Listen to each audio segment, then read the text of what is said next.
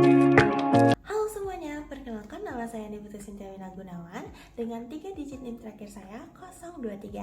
Nah, di sini saya akan menjelaskan tentang latar belakang dari Student Project ini. Nah, di era saat ini, karakter merupakan hal penting yang harus dimiliki oleh setiap individu, termasuk mahasiswa. Pendidikan menjadi salah satu tempat yang berperan penting dalam pembentukan watak atau karakter dari seorang individu. Nah, salah satu kemampuan atau karakter yang harus dimiliki setiap mahasiswa atau individu adalah kemampuan dalam memecahkan suatu masalah atau sering disebut dengan problem based learning. Di mana dengan problem based learning ini, kita sebagai mahasiswa dapat meningkatkan kemampuan dalam berpikir kritis dan kemampuan dalam menganalisis.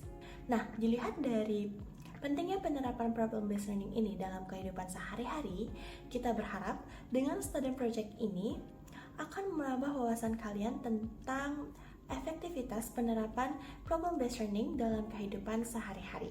Nama saya Alena Felis Gabriel Nanggolan dengan 3 digit NIM terakhir 013. Di sini saya akan membahas tentang rumusan masalah. Yang pertama adalah bagaimana metode PBL ini dapat diterapkan dalam pendidikan seseorang. Yang kedua, bagaimana metode PBL ini dapat diterapkan di kehidupan asli seseorang. Yang ketiga, bagaimana PBL ini dapat diterapkan dalam pendidikan kedokteran. Yang keempat, bagaimana refleksi PBL di kehidupan anak SMA sehingga bisa diterapkan kembali di perguruan tinggi. Selanjutnya, bagaimana faktor-faktor PBL ini dapat diidentifikasi oleh mahasiswa. Dan yang terakhir, bagaimana PBL ini mungkin ada hambatan, dan jika ada hambatannya, apa solusi untuk bisa menyelesaikan permasalahan tersebut. Kenalkan, saya Madya Yunandita Ramayanti dengan NIM 24025111001. Dan izinkan saya untuk melanjutkan presentasi dengan membahas tujuan penulisan dalam penelitian kami, yaitu yang pertama menjelaskan bagaimana pemahaman tentang problem-based learning dapat mempengaruhi penerapan dalam proses pembelajaran dan pendidikan seseorang. Yang kedua, menjelaskan dan mengidentifikasi berbagai cara untuk menerapkan problem-based learning dalam situasi sehari-hari. Yang ketiga, menganalisa dan menggambarkan metode problem-based learning yang dapat diterapkan dalam pendidikan kedokteran. Yang keempat, menganalisa dan mengidentifikasi perbedaan dan kesamaan penerapan problem-based learning pada jenjang sekolah menengah atas dengan penerapan problem-based learning pada perguruan tinggi. Yang kelima, mengidentifikasi berbagai faktor yang mempengaruhi keefektivitasan problem-based learning dalam proses pembelajaran mahasiswa baru. Dan yang terakhir, mengidentifikasi berbagai hambatan yang dapat dihadapi dalam penerapan metode problem-based learning dan juga menyusun solusi yang efektif untuk mengatasi berbagai hambatan yang mungkin akan terjadi pada kehidupan seorang mahasiswa baru. Manfaat penulisan dalam penelitian kami ini. Dengan adanya penulisan penelitian kami ini, kami berharap manfaat tersebut dapat berguna bagi dua pihak, yaitu pihak penulis dan pihak pembaca. Yang pertama, untuk pihak penulis, kami berharap penelitian ini dapat memperluas pemahaman penulis tentang metode dan penerapan dari problem-based learning, yaitu PBL, di berbagai konteks. Dan juga kami berharap penulis dapat menganalisa faktor dan hambatan dalam PBL untuk meningkatkan kemampuan analitis dan pengalaman praktis sang penulis. Dan terakhir, kami berharap dengan adanya penulisan penelitian kami ini dapat memperkaya literatur akademis untuk studi dan pengembangan metode pembelajaran dari sang penulis. Untuk pihak pembaca, kami berharap penelitian ini memberikan wawasan tentang definisi, penerapan, dan manfaat problem-based learning yaitu PBL di berbagai konteks serta panduan praktis dan solusi untuk hambatan yang mungkin dihadapi pembaca.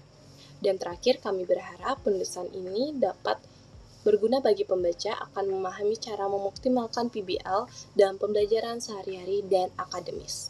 Perkenalkan, nama saya Idewa Agung Gede Adi Pratnyaweda Sastra Hukum Pengucutan, biasa dipanggil Gung Sastra, dengan 3 digit NIM terakhir saya yaitu 017. Jadi di sini saya akan menjelaskan mengenai bab 2 tinjauan pustaka, tepatnya pada bagian definisi problem based learning. Jadi problem based learning atau PBL merupakan suatu pendekatan pembelajaran yang menggunakan masalah dunia nyata sebagai konteks bagi peserta didik untuk belajar tentang cara berpikir kritis dan keterampilan pemecahan masalah. Selain itu, menurut beberapa ahli, definisi dari PBL yaitu yang pertama, menurut Severy, PBL adalah pendekatan pembelajaran yang dimulai dengan menghadapi peserta didik dengan masalah yang tak terstruktur yang memerlukan pemecahan. Kemudian yang kedua yaitu menurut Dolmans, PBL adalah pendekatan pembelajaran di mana masalah otentik dan realistik digunakan sebagai pemicu untuk mengarahkan proses pembelajaran. Perkenalkan, nama saya Natasha Muda Prayogi, biasa dipanggil Natasha, dengan 3 digit NIM terakhir 007. Di sini saya akan menjelaskan tentang penerapan PBL atau Problem Based Learning dalam kehidupan sehari-hari. PBL atau Problem Based Learning tidak hanya berlaku dalam kehidupan pendidikan formal, tetapi juga berlaku dalam mengatasi masalah dalam kehidupan sehari-hari. Dalam penerapannya, PBL ini dapat dilakukan dengan berbagai cara dengan teori tertentu. Ada beberapa contoh penyelesaian masalah dalam kehidupan sehari-hari dengan metode PBL yang berbagai macam. Di sini saya ambil beberapa contohnya, yaitu PBL dalam memenuhi kebutuhan anak kos, PBL dalam mencari kos untuk kuliah, PBL dalam manajemen keuangan anak kos, PBL dalam manajemen waktu, dan PBL dalam pembelajaran. Perkenalkan, nama saya Lohmadi Gita Persanti Dewi dengan 3 digit NIM terakhir yakni 009. Pada kesempatan kali ini, saya akan melanjutkan materi mengenai penjabaran salah satu penerapan Problem Based Learning dalam kehidupan sehari-hari. Di sini, saya mengambil salah satu contoh kasus yang sudah disebutkan sebelumnya, yakni Problem Based Learning dalam pembelajaran, di mana situasi yang dihadapi yakni mahasiswa sulit untuk memahami pembelajaran dalam kelas. Nah, ada pun langkah-langkah Problem Based Learning yang dapat dilakukan. Yang pertama, identifikasi masalah. Masalah yang dialami yakni mahasiswa tersebut kesulitan untuk belajar, sehingga apa yang dapat dilakukan mahasiswa agar pembelajaran mudah untuk dipahami? Yang kedua, ada pun brainstorming solusi. Mungkin solusi yang dapat dicoba yakni untuk memahami tipe-tipe pembelajaran dan kegambaran diri dalam mengikuti pembelajaran. Yang ketiga, mengumpulkan informasi. Nah, mahasiswa dapat mencari informasi-informasi terkait contoh atau tipe belajar melalui internet, ataupun mahasiswa dapat bertanya kepada teman yang lebih paham atau sudah berpengalaman. Yang keempat, ada eksplorasi solusi. Pada tahap ini, mahasiswa mengidentifikasi tipe belajar diri sendiri, mencari kenyamanan sehingga dapat diimplementasikan pada saat pembelajaran. Contohnya seperti mencatat poin penting selama pembelajaran dan mereview ulang catatan. Nah, adapun yang terakhir yakni evaluasi hasil. Pada tahap ini, mahasiswa pun mengevaluasi metode pembelajaran yang sudah dia lakukan di sebelumnya. Apakah metode tersebut sudah cocok untuk dilakukan dan dapat memahami pembelajaran dalam kelas? Jika tidak, mungkin perlu ada evaluasi lebih lanjut atau untuk mencari solusi-solusi lainnya. Perkenalkan, nama saya Putu Elia Puspita Dewi Arta Utami dengan 3 digit NIM terakhir saya 019. Pada kesempatan kali ini saya akan menjelaskan tentang materi penerapan PBL atau Problem Based Learning dalam dunia kedokteran, yang dimana sebuah penelitian mengklaim bahwa keterlibatan mahasiswa dalam kegiatan pemecahan masalah dalam bentuk investigasi, baik itu eksplorasi masalah ataupun berpikir kritis, itu tinggi. Lalu apa saja metode yang dapat diterapkan untuk menerapkan PBL ini di dalam dunia kedokteran? Itu ada 3 poin. Yang pertama itu paper problem based learning, yang dimana hal ini biasanya dilakukan dengan mengerjakan kasus dalam waktu tertentu, yang dimana metode pertama ini melatih mahasiswa dalam keterampilannya memecahkan masalah dan juga berpikir kritis. Hal ini dilakukan pun secara tatap muka atau luring. Kedua yaitu virtual problem based learning, yang dimana hal ini merupakan strategi pembelajaran terpadu, yang dimana hal ini berfokus pada pemecahan masalah tertentu dengan mengcombine atau mengkombinasikan 4 studi ilmu, yang dimana hal ini diimplementasikan melalui STEM, yaitu Science, Technology, Engineering, and Math. Lalu metode yang terakhir yaitu Hybrid Problem Based Learning. Sesuai dengan namanya, yang dimana hybrid berarti menggabungkan, mengkolaborasi, dan menjadi satukan beberapa pendekatan PBL ini menjadi satu kurikulum inti, yang dimana PBL ini digunakan atau diterapkan melalui studi kasus seperti metode pertama dan kedua itu. Namun di sini tidak hanya offline atau online, melainkan hybrid problem based learning ini menggunakan media dua-duanya. Jadi bisa dilakukan offline, bisa dilakukan dengan online. Baik, sebelumnya perkenalkan, nama saya Niwayan Listia Kusumagiri dengan 3 digit NIM terakhir saya yakni 005. Jadi di sini saya akan menjelaskan mengenai kaitan refleksi problem based learning di SMA ke kuliah. Jadi, problem based learning atau disingkat dengan PBL di tingkat SMA dan perkuliahan memiliki kesamaan dalam pendekatan dan tujuannya. Meskipun konteksnya berbeda, di SMA PBL sering diterapkan melalui program Merdeka Belajar yang melibatkan proyek dan topik permasalahan untuk mengembangkan kreativitas dan keterampilan berpikir kritis pada siswa. Pada proses ini melibatkan orientasi pada masalah, pengorganisasian siswa untuk belajar. Di tingkat perguruan tinggi atau perkuliahan, PBL lebih kompleks dan sering diintegrasikan dengan kurikulum serta program Merdeka Belajar Kampus Merdeka atau disingkat dengan MBKM. Kedua tingkat pendidikan memanfaatkan PBL untuk membentuk kemampuan analitis dan kolaboratif yang esensial dalam pembelajaran dan karir profesional. Perkenalkan, nama saya Putu Marisa Pramesiananda dengan NIM 24025111015. Di sini saya akan mempresentasikan bagian faktor yang mempengaruhi diterapkannya problem-based learning. Nah, di sini saya mengambil dari dua perspektif, yaitu perspektif pengajar atau dosen dan yang lagi satu perspektif mahasiswa atau siswa. Adapun beberapa faktor yang dapat mendukung penerapan problem-based learning adalah yang pertama, faktor guru atau dosen pengajar. Faktor dosen merupakan faktor yang sangat penting dalam pembelajaran menggunakan metode problem-based learning. Kemampuan dosen dalam memahami permasalahan yang didiskusikan merupakan hal yang sangat penting sehingga dapat mengajar mahasiswa dengan baik dan diskusi yang terjadi pada metode problem-based learning dapat terarah dengan baik. Maka dari itu, seorang tenaga pengajar harus mengenal baik dan mengerti akan cara penggunaan metode ini dikarenakan tenaga pengajar adalah salah satu poin krusial dalam penerapan metode ini di bidang pendidikan. Selanjutnya ada faktor dari siswa atau mahasiswa. Nah, faktor-faktor ini merupakan hasil-hasil positif yang didapatkan oleh siswa dan mahasiswa dengan belajar menggunakan metode problem-based learning. Adapun faktor-faktor tersebut adalah yang pertama, kemampuan berbicara di publik. Berdasarkan pada jurnal The Use of Problem-Based Learning to Improve Student Speaking Ability, telah dilakukan sebuah penelitian untuk mengetes kemampuan berbicara di publik siswa setelah dilakukannya pembelajaran dengan metode problem-based learning. Hal ini dikarenakan selama penerapan metode, siswa dapat berpartisipasi dengan aktif dalam kelompoknya untuk secara spontan memberikan opini mereka mengenai materi yang sedang dibahas. Dengan begitu, siswa akan mulai percaya diri untuk mengutarakan opininya kepada teman-teman kelompoknya dan kepada publik. Selanjutnya ada kemampuan mengutarakan dan menerima opini. Pada bagian ini, kami mereferensikan sebuah penelitian di salah satu sekolah menengah pertama yang menunjukkan bahwa siswa memiliki kebiasaan untuk berbicara, bahkan bercanda, saat guru maupun teman mereka sedang presentasi di depan kelas.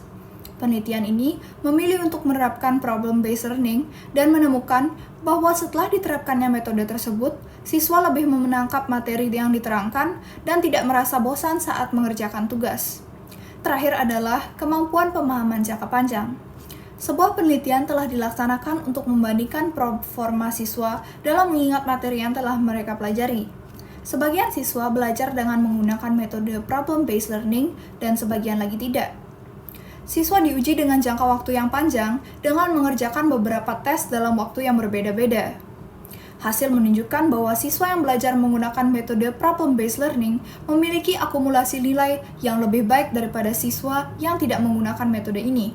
Perkenalkan, nama saya Sagung Sragundianjani dengan digit NIM terakhir 011 yang akan menjelaskan tentang hambatan sistem pembelajaran problem-based learning. Hambatan dari sistem pembelajaran problem-based learning atau yang biasa disebut PBL.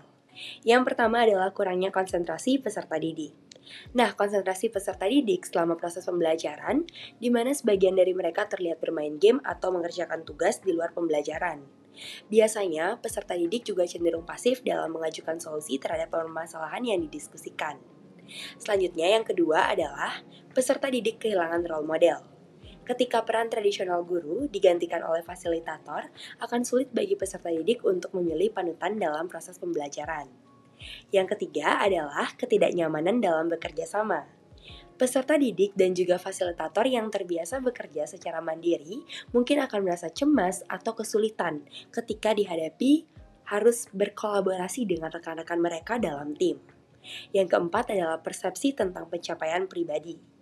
Beberapa fasilitator atau peserta didik merasa bahwa pencapaian yang mereka raih dalam pendekatan PBL mungkin tidak akan sebesar atau tidak sebanding dengan yang mereka capai dalam lingkungan belajar secara individu.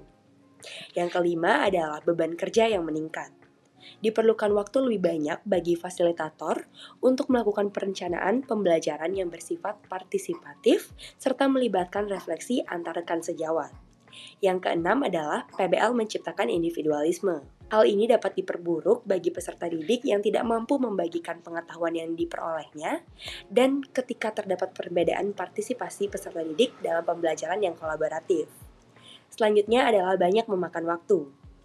Pemecahan masalah yang kompleks merangsang rasa ingin tahu peserta didik lebih tinggi lagi, sehingga menambah beban kerja sistem PBL, terutama khususnya untuk fasilitator. Perkenalkan, nama saya Veronica Reginalsuara dengan 3 digit NIM terakhir adalah 003. Di sini saya akan menjelaskan solusi dari hambatan dari PBL yang sudah dijelaskan oleh teman saya Tuis.